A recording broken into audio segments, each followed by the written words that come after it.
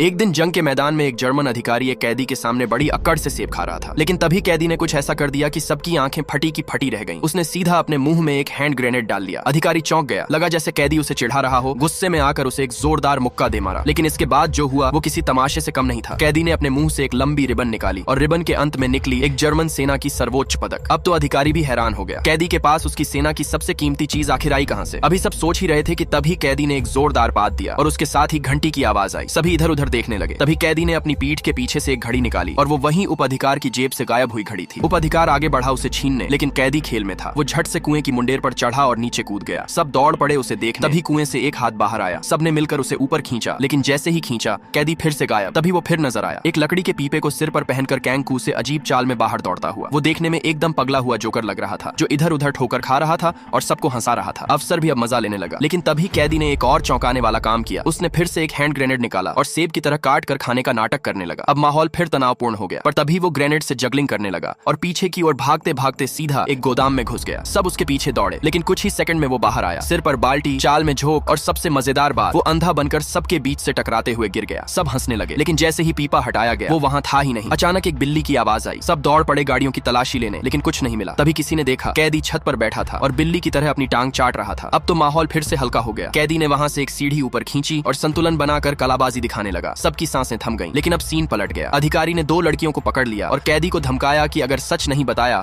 तो उन्हें मार देगा। कैदी ने कोई जवाब नहीं दिया, बस एक अधिकारहीन इशारा किया और अगले ही सेकंड में छत से कूद गया। सब भागे, देखा कैदी जमीन पर गिरा पड़ा है जैसे मर चुका हो। अधिकारी ने उसे लात मारी, कुछ नहीं बोला, लेकिन तभी एक और चौंकाने वाला खुलासा हुआ। दोनों लड़कियां भी गायब थीं और अगली ही पल एक गोली चली सीधे अधिकारी के सिर के आर पार। एक के बाद एक सारे सैनिक गिरते गए, जैसे कोई अदृश्य शक्ति ने हमला कर दिया हो। अब मैदान में सिर्फ एक भौंचक्का कप्तान खड़ा था। वो समझ ही नहीं पाया कि हो क्या रहा है। तभी वो कैदी फिर उठा और धीमे से कहा, अब असली खेल शुरू हुआ है। पार्ट 2 देखने के लिए लाइक सब्सक्राइब करना ना भूले।